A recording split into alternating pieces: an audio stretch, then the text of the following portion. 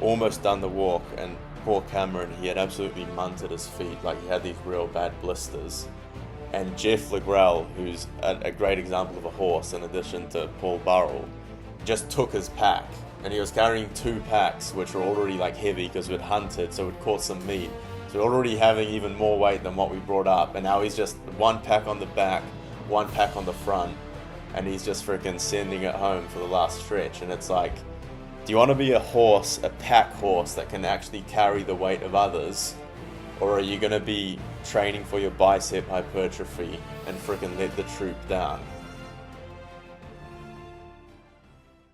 Welcome to a bonus episode of the Fit for the Kingdom podcast. Here with your hosts, Tomas and Nico, and special guest, Xavier Torre, all the way from Perth. How you going, Xav? Very well, thanks, Tomas. Thanks for having me. So you've just witnessed a live recording of the main pod. How was that? Very good. Some really strong points, particularly just the idea of masculinity in today's world. I thought it was really important and really loved it. Well, you're the first person on earth to hear the podcast, so congratulations. I'm honoured.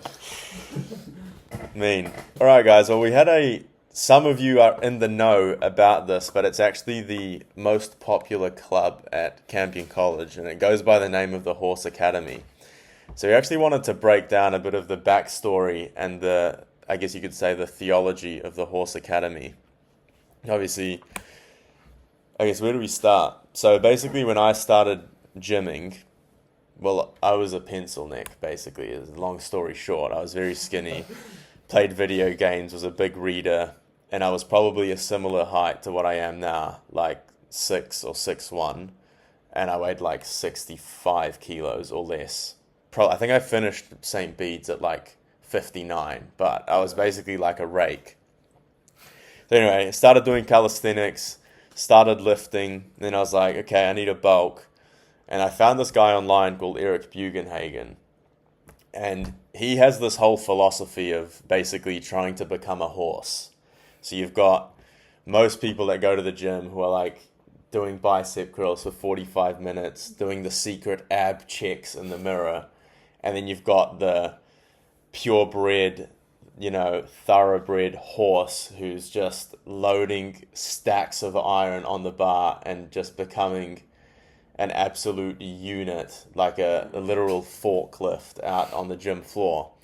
And the whole philosophy is like, well, one person's training for looks and aesthetics, and then the horse is actually training to be a workhorse. It doesn't matter how you look, doesn't matter if you've got a bit of extra body fat, provided you're actually just capable of moving weight.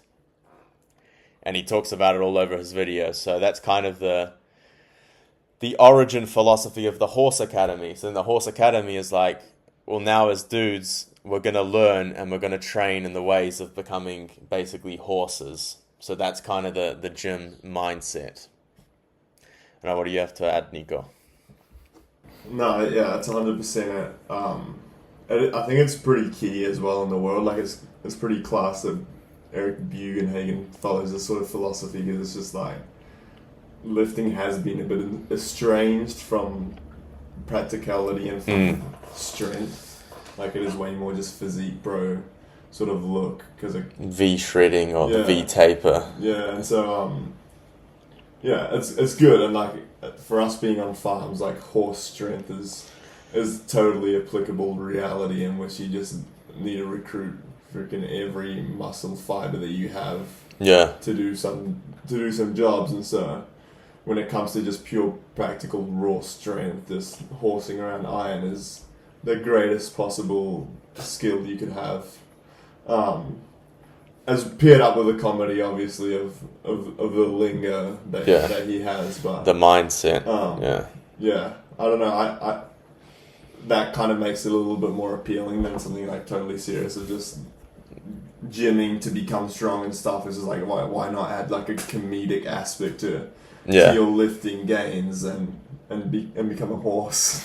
Yeah, we had a bit of a ranking system. So I think when we got to Campion, the gym was pretty shabby. It was like dusty. There were like some old like preschool padding mats, like the squat rack was rusty as, there were no plates, and about 90 kilos total. Yeah, it wasn't a lot, the gym was munted, and then luckily Bede, obviously having experience as a builder, we did like some fundraising, and well, we turned a garage into a real quality stable.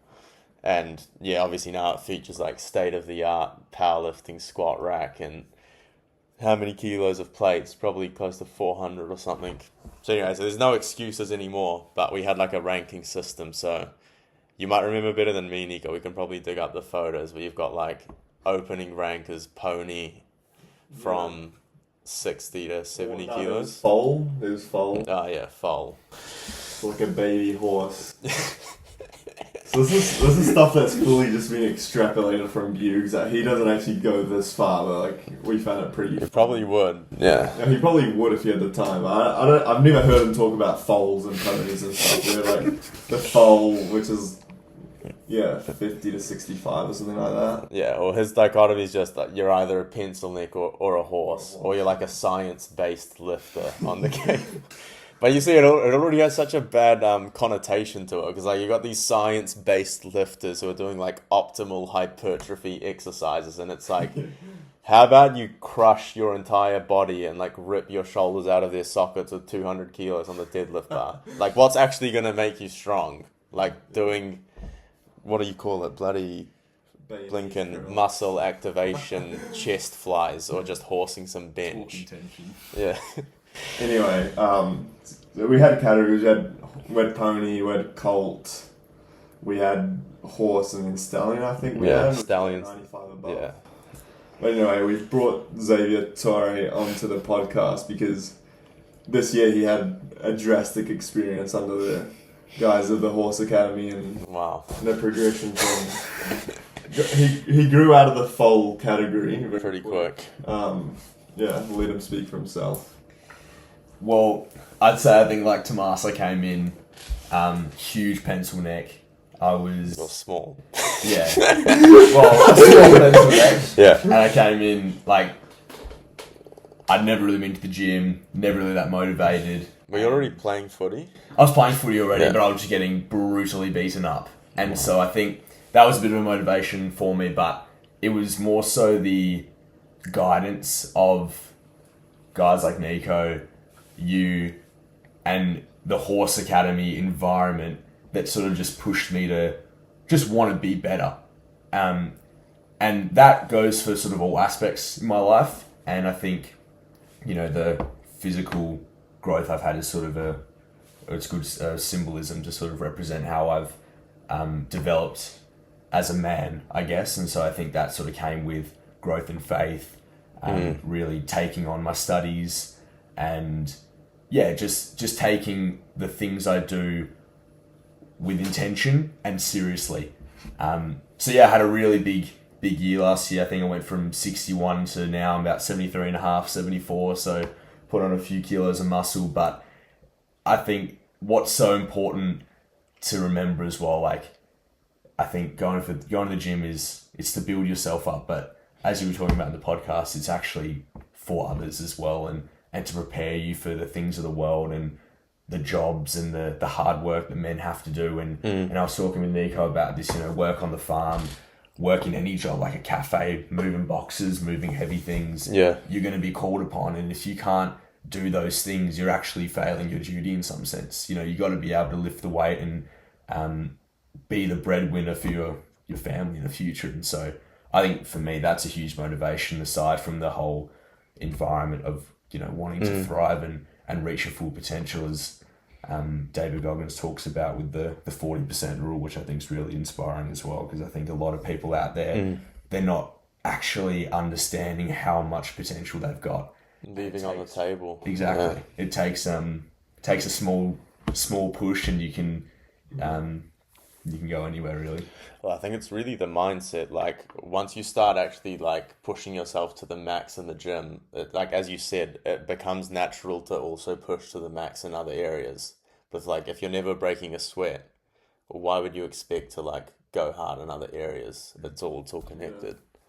I think what Zay was saying, like about your failing your duty to some extent, like I feel like a lot of people will kind of be caught abrupt by that statement, but failing your duty to a certain extent and I think that's totally true, because one thing is, as a man, just doing something, but another thing is pushing yourself to the limit in which you can do more. And I think it's a classic thing of the world, is just like, you just need to live to a certain extent that you can kind of provide, kind of do the bare minimum, what would be called mediocrity, compared to what you're talking about. Is like living to the maximum of your potential, because like the moment you start going hard in the gym, as you said, and breaking that sweat, like it starts applying to different areas of your life, because you're giving something 100%, and so you're like, well, if I'm giving 100% to this thing, why am I not giving 100% to that and to that? And so suddenly it becomes a whole momentous snowball effect in which your life just takes a huge turn. And so with the horse academy, it's like, yeah, it's a little bit of a joke, but in reality, like, it's kind of true. Yeah, it's true, and it's under this heading of like, you need to just take active steps to grow as much as you can, like physically to become a horse, but in spiritually, in your daily vocation, like you need to be taking active steps to maximize your growth, to maximize your capacity. That's going to give you that freedom in the future. And as kind of funny as the ranking system is, it's sort of, I think some people can view it and see it as be like demoralizing, like, oh, I'm only like a pony at the moment or something like that. But when I sort of stepped into it, obviously starting from the base, I saw guys like Nico who were just squatting and deadlifting way more than me, and I was like, that's where I need to be. Yeah. And it's like, I know that they've obviously been doing this longer, they've got more experience under their belt, and for me, it's like, all right, you watch where I am in 3 years. It's like, you just wait. Yes, sir. Yeah. So yeah, that's the thing. I feel like it's just such a fruitful progression, and I think people that get hooked onto it realize like how truly freeing it is. Yeah, like it's one of those few things in life that it's directly correlated to how much effort you put in. Like if you're lifting heavy and eating well, it's impossible not to grow. So it's literally just, are you going to do the work or are you not? It's just the mindset. It's all back to the mindset. What was the final thing? Yeah, I don't know. Like, I don't know how interconnected it was. Like, I definitely started probably taking my faith seriously around the same time I was like starting to lift heavy. But I guess you're kind of working I'm not a scientist. You're probably working the same neural muscle in terms of like putting yourself through hardship in order to grow. Yeah, I don't know. Like, I want to agree with that. Like, as well, generally when I'm lifting more frequently, like in a better routine, more discipline, things just fall into play easier. Like I feel good in my day to day. Like my prayer life is generally disciplined as well. My eating habits, stuff like that, because it's just it's so integrated and it's hard to disintegrate it. Like it's hard actually to live a life in where you do a lot of physical exercise and then your physical disciplines around that exercise are completely crap. Like sleep's crap and your health, your eating habits are crap and whatever. Like they all go hand in hand. And if you're somewhat of a spiritual guy, somewhat of a Catholic man that's devoted to his faith, like that's in the mix. It's not like our spiritual life is separate from all the stuff of the world. Like no, it's literally the center of that. Yeah. And so your devotion to the gym, if it's separate from the faith, becomes an idol. So, like it's got to be together. Hence that I see that correlation of like, hey, the moment you start taking your gym seriously, you're going to start taking the other thing seriously, or vice versa. Like you start taking the other thing seriously, like sooner or later you're going to figure out you need to take your physical health seriously too. Yeah. Yeah. You can't just be lifting hard. You've got to be eating clean. You've got to be sleeping well.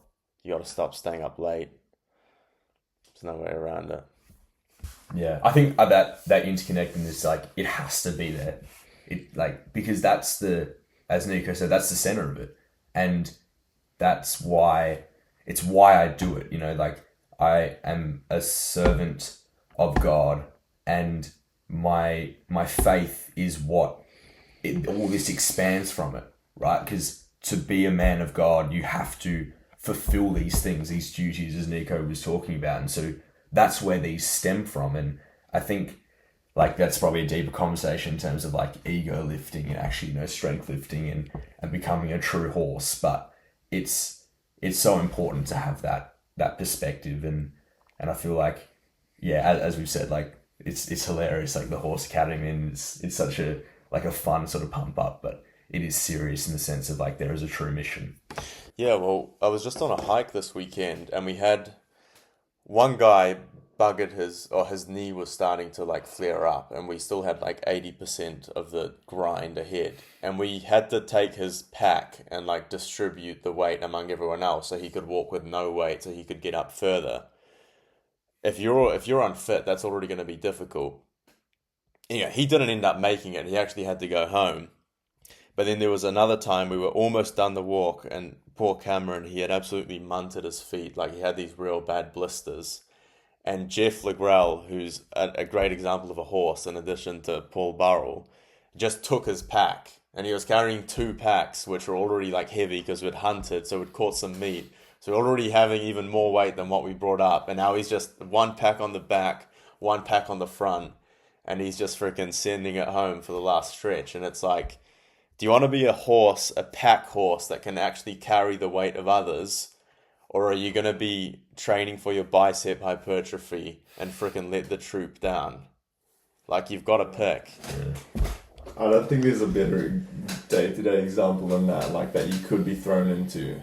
Yeah. I mean, lots of people live off the fact that they won't encounter exceptions. Yeah, they're not going to encounter those situations. Yeah. Like, I know one day I'm going to have to, like, I might have to carry my kids, but probably won't happen, so I'm not going to do any active steps towards it, but it's like, why not? You know, like, you've got that time, you've got gym right there, whatever, like, just go that one step further and become more capable.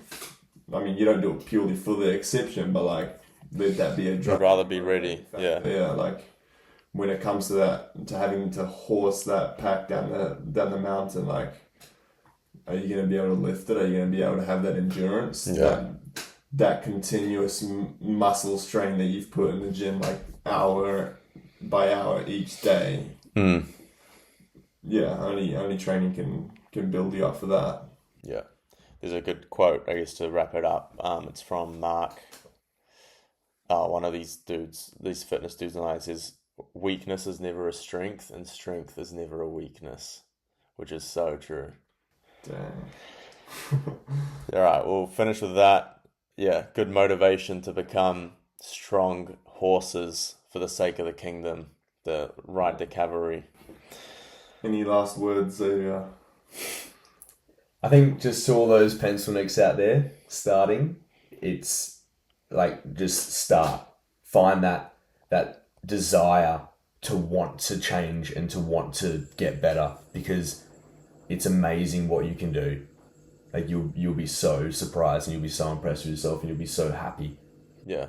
I mean, and I was in your shoes. Zave was in your shoes. Like, this isn't coming from like a naturally athletic, fit dude. Like, I was freaking farthest from it. Yeah. Just get that ball rolling, because the moment it starts rolling, it gathers momentum, and before you know it, you're looking back saying, man, that's crazy. Like, Zave, 1 year at Campion, freaking doubled in size. Yeah, he'll be a stallion by the end of it. He'll be a stallion in the next 2 years, there's no doubt. Yeah, so look, that's a stupid category list of foal to stallion could be coming in to reality of someone actually climbing every single step of the ladder. Yeah. We should check in 2 years. Yeah. Like, to be fair, like, I honestly, like, I really want to counter the idea of it being stupid. It's like, if someone takes on the horse lifting mindset and they become an absolute stallion and they dominate in their study and they become strong, faithful men, how's that stupid? Yeah, True. Like, name one other program or club that's actually just turning you into an absolute unit. You know, like, if it's stupid, well, you've got to deal with the fruits. The fruits are right here. It's true. 100%. All right. See you later.